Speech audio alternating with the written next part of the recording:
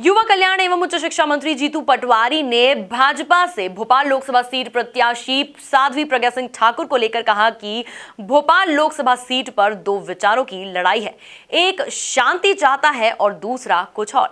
देखिए इस खास रिपोर्ट में। मध्य प्रदेश में 25 दिन की मशक्कत के बाद भाजपा ने भोपाल सीट से कांग्रेस उम्मीदवार दिग्विजय सिंह के खिलाफ हिंदुत्व के जाने पहचाने चेहरे को मैदान में उतारा है। साध्वी प्रज्ञा ठाकुर मालेगांव ब्लास्ट की आरोपी रही हैं। आखिर ऐसी क्या मजबूरी थी जो संघ और भाजपा ने अपने तमाम नेताओं और दावेदारों को दरकिनार कर साध्वी प्रज्ञा पर भरोसा जताया है। साध्वी की चुनावी एंट्री के साथ ही भोपाल के चुनावी रण को भाजपा धर्मयुद्ध बताने में जुट गई है।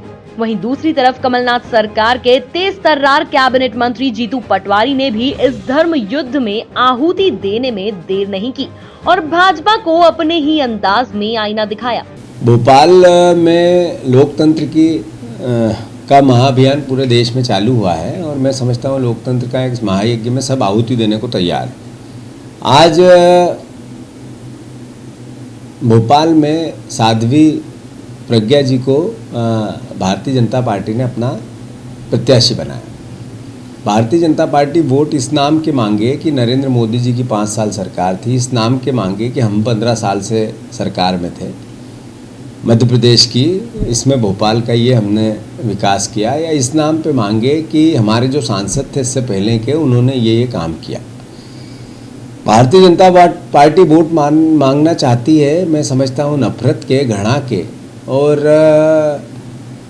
एक छुपे हुए एजेंडे के पीछे मैं समझता हूँ कि अपने काम को न बताते हुए घृणा को बढ़ाते हुए वोट मांगना चाहती है। और दूसरी तरफ भारतीय जनता पार्टी को एक कार्यकर्ता, सेवादार, एक भारतीय जनता पार्टी का कोई बहुत पुरानी विचारधारा को मानने वाला नहीं मिला।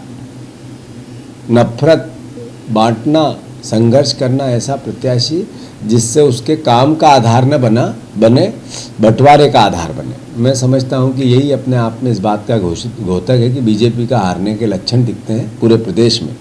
29 सीटों की बात करने वाली बीजेपी के पास चेहरे नदारद है और पूरे प्रदेश में जब कांग्रेस के प्रत्याशी घोषित हुए उसके बाद भारतीय जनता पार्टी भी कहने लगी कि 10-12 सीट इस बार कांग्रेस की आएगी। इस बार कांग्रेस की 20 से ऊपर सीटें आएगी, भारतीय जनता पार्टी को मुंह की खानी पड़ेगी।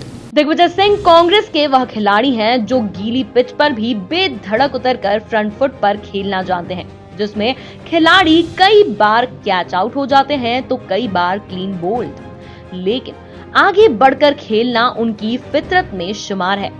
संघ भाजपा अब साध्वी के बाउंसर्स पर दिग्विजय सिंह की बैटिंग करवाना चाहते हैं। ऐसे में उच्च शिक्षा मंत्री जीतू पटवारी ने दिग्विजय को सियासत का संत बताया और कहा कि कांग्रेस ने इसे व्यक्ति को प्रत्याशी बनाया जिसने गरीबों की सेवा में अपना जीवन गुजार दिया।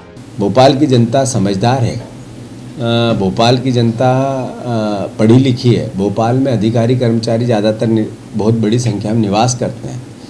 वो जानते हैं कि 3300 किलोमीटर की पद यात्रा, नर्मदा यात्रा, सेवा यात्रा करना एक चुनौती नहीं होती है, बहुत ही संघर्ष का और सेवा का काम है।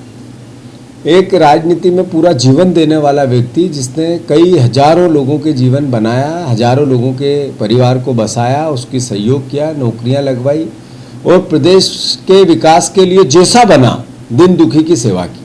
संघ दिग्विजय सिंह की उम्मीदवारी को सिर्फ भोपाल तक सीमित करके नहीं देख रहा है, वह पूरे हिंदी पट्टी के राज्यों की 200 लोकसभा सीटों पर इसका प्रभाव डालना चाहता है। ऐसे में कमलनाथ के मंत्रियों ने मोर्चा संभाल लिया और खुद जीतू पटवारी मैदान में कूद गए। Bureau report, MP news, Bhopal.